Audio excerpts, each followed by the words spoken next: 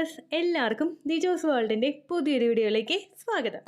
ഒരു മെഡിസിനും കഴിക്കാതെ ഒരു ട്രീറ്റ്മെൻറ്റും എടുക്കാതെ നമ്മുടെ ചാനലിൽ നാച്ചുറലായിട്ട് പറയുന്ന 6 ടിപ്സ് ഫോളോ ചെയ്തിട്ട് ഇന്ന് 72ലധികം പേര് പ്രഗ്നൻ്റ് ആയി എന്ന് പറഞ്ഞിട്ടുണ്ട് കേട്ടോ. അപ്പോൾ അവരുടെ സക്സസ് സ്റ്റോറിയാണ് ഇന്നത്തെ വീഡിയോയിൽ ഷെയർ ചെയ്യുന്നത്. ഞാനൊരു ഡോക്ടറല്ല, ഒരു ഹെൽത്ത് കെയർ പ്രൊഫഷണലും അല്ല. എല്ലാവർക്കും ഈ എല്ലാ ടിപ്സും ഒരുപോലെ യൂസ്ഫുൾ ആയിക്കൊള്ളണമെന്നില്ല. ഒരുപാട് ഹെൽത്ത് കണ്ടീഷൻസ് ഒന്നും ഇല്ലാത്ത ഒരുപാട് പേർക്ക് പ്രഗ്നൻ്റ് ആകാനായിട്ട് ഈ ടിപ്സ് ഒക്കെ തന്നെ സഹായിച്ചിട്ടുണ്ട് കേട്ടോ. അപ്പോൾ നമുക്ക് ആ ടിപ്സ് എന്തൊക്കെയാണെന്ന് നോക്കാം. അതിനേക്കാളും മുൻപായിട്ട് നമ്മുടെ ചാനലിൽ ജോയിൻ എന്ന് പറഞ്ഞൊരു ഓപ്ഷൻ ഇനേബിൾ ആക്കി ഇട്ടിട്ടുണ്ട്.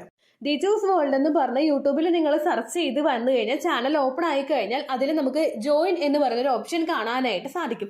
നിങ്ങൾക്ക് വളരെ പേഴ്സണൽ ആയിട്ടുള്ള കാര്യങ്ങൾ, ഒട്ടും തന്നെ കമന്റ് സെക്ഷനിൽ ചോദിക്കാൻ പറ്റാത്ത കാര്യങ്ങൾ ചോദിക്കാൻ വേണ്ടിയിട്ടും, അതുപോലെ വോയിസ് ചാറ്റ് അല്ലെങ്കിൽ എന്തെങ്കിലും അറ്റാച്ച്മെന്റ്സ് ഒക്കെ സെൻഡ് ചെയ്ത് അയക്കണം, അങ്ങനെയൊക്കെ ഇൻട്രസ്റ്റ് ഉള്ളവരാണെങ്കിൽ അവർക്ക് വേണ്ടിയിട്ടാണ് ജോയിൻ ബട്ടൺ ഇനേബിൾ ആക്കി കൊടുത്തിരിക്കുന്നത് കേട്ടോ.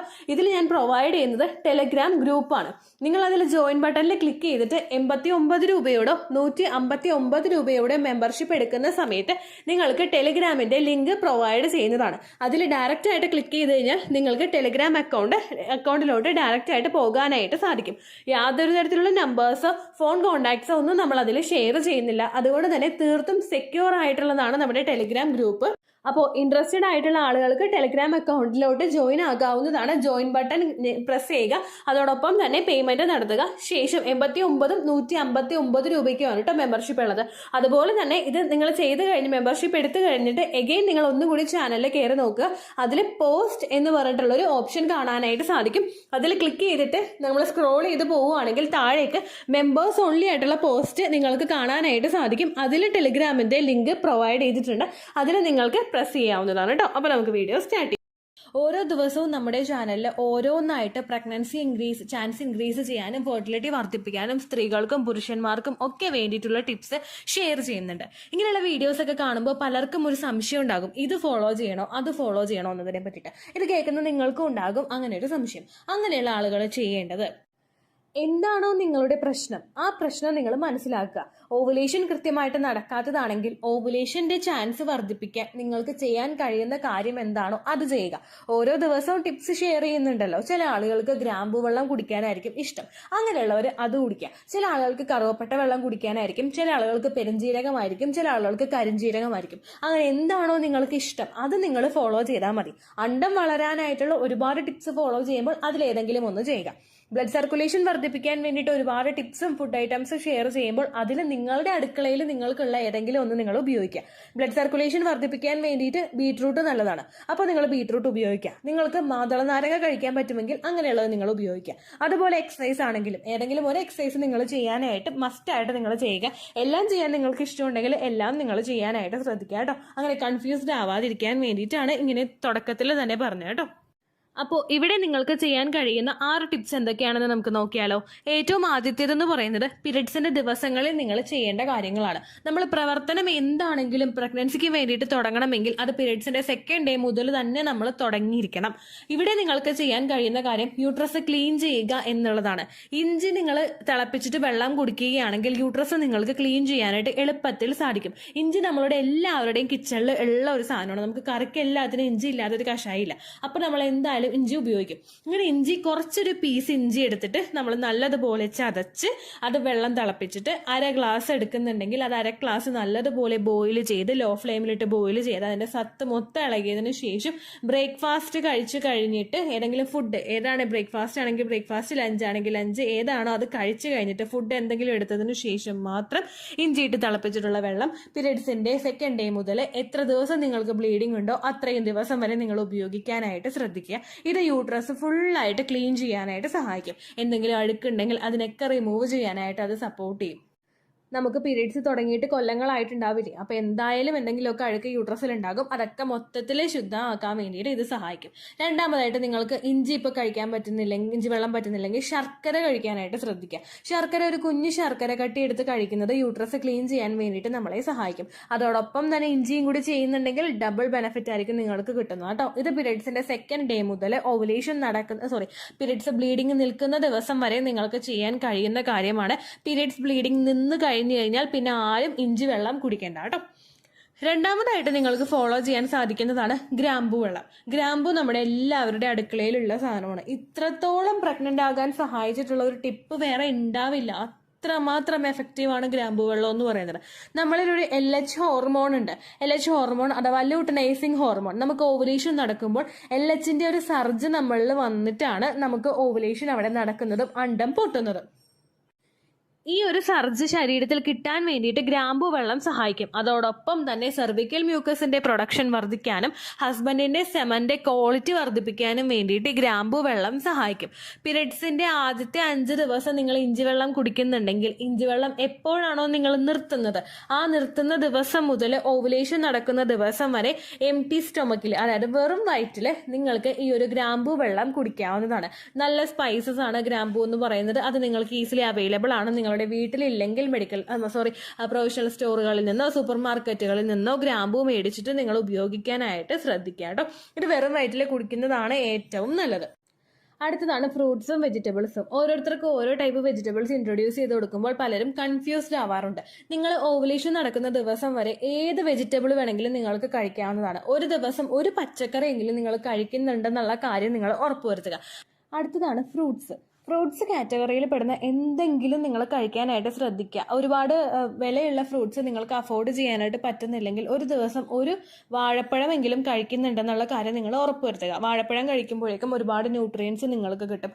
അതുപോലെ പേരക്ക, അത്തിപ്പഴം, ഇപ്പോൾ ഈന്തപ്പഴം, അതെല്ലാം നിങ്ങൾക്ക് കഴിക്കാവുന്നതാണ്. അതെല്ലാം ഉപയോഗിക്കാനായിട്ട് ശ്രദ്ധിക്കുക. അതുപോലെ ആപ്പിള്, ഓറഞ്ച്, നെല്ലിക്ക, ഇതെല്ലാം നമുക്ക് ഒരുപാട് റേറ്റ് മുടക്കേണ്ടാത്ത ഫ്രൂട്ട്സ് ആണ്. അത് നിങ്ങൾ ഒരു ദിവസം ഒരെണ്ണമെങ്കിലും മേടിച്ചിട്ട് കഴിക്കുക.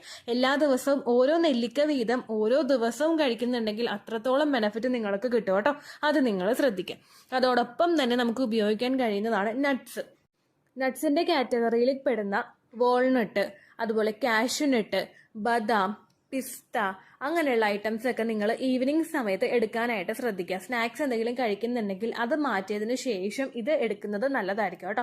എൻ്റെ മോന് ഞാൻ പ്രഗ്നന്റ് ആയിരിക്കുന്ന സമയത്ത് ഗ്രോത്ത് നല്ലതുപോലെ പുറകോട്ടേക്ക് പോയായിരുന്നു. കുഞ്ഞിന് കുറച്ച് അബ്നോർമാലിറ്റീസ് ഓൾറെഡി പറഞ്ഞു. പക്ഷെ അങ്ങനെ ഒന്നും പിന്നീട് അങ്ങോട്ടേക്ക് ഫർദർ ആയിട്ട് ചെക്കപ്പ് നടത്തിയപ്പോൾ ഉണ്ടായിരുന്നില്ല. പക്ഷെ അതല്ലാതെ എനിക്ക് കോവിഡൊക്കെ വന്നതിന്റെ ഭാഗമായിട്ട് കുഞ്ഞിന് ഗ്രോത്ത് കുറച്ച് പുറകോട്ട് പോയായിരുന്നു. അപ്പോൾ ഇമ്മീഡിയറ്റ്ലി C-സെക്ഷൻ ചെയ്യണമെന്ന് പറഞ്ഞ് ഡോക്ടർ ഒരാഴ്ച എനിക്ക് സമയം തന്നു. അത് കഴിഞ്ഞിട്ട് ഒന്നും കൂടി നമുക്ക് സ്കാനിങ് ചെയ്യാമെന്ന് പറഞ്ഞു. അങ്ങനെ ആ ഒരു സമയത്ത് ഞാൻ ഏറ്റവും കൂടുതൽ കഴിച്ചത് മുട്ട, പാല്, പിന്നെ പിസ്ത.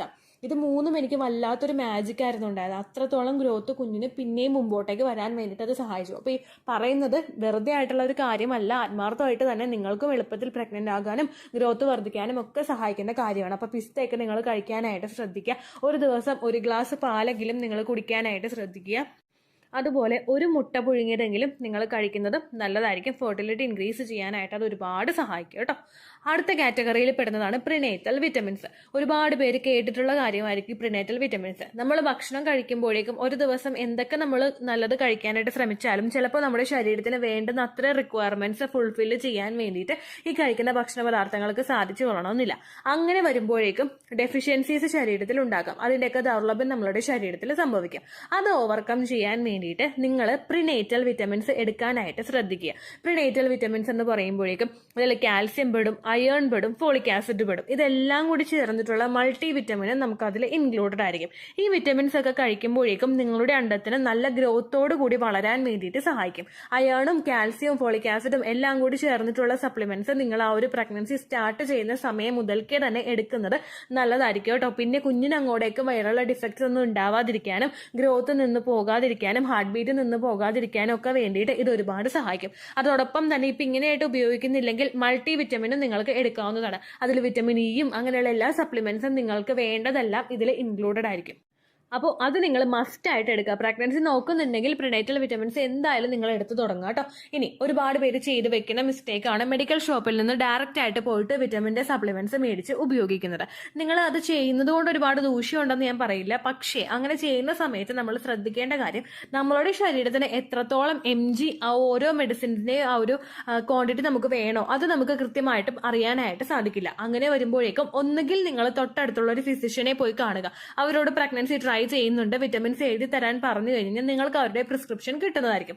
അതിനനുസരിച്ചിട്ട് നിങ്ങൾ മെഡിസിൻ മേടിച്ച് ഉപയോഗിക്കാനായിട്ട് ശ്രദ്ധിക്കുക. അല്ലെങ്കിൽ നിങ്ങൾ കാണുന്ന ഗൈനിക്കിനോട് തന്നെ റിക്വസ്റ്റ് ചെയ്യുമ്പോഴേക്കോ അല്ലെങ്കിൽ അവർ തന്നെയായിട്ടോ നിങ്ങൾക്ക് ഇത്തരത്തിലുള്ള മെഡിസിൻസ് പ്രിസ്ക്രൈബ് ചെയ്തു തരും.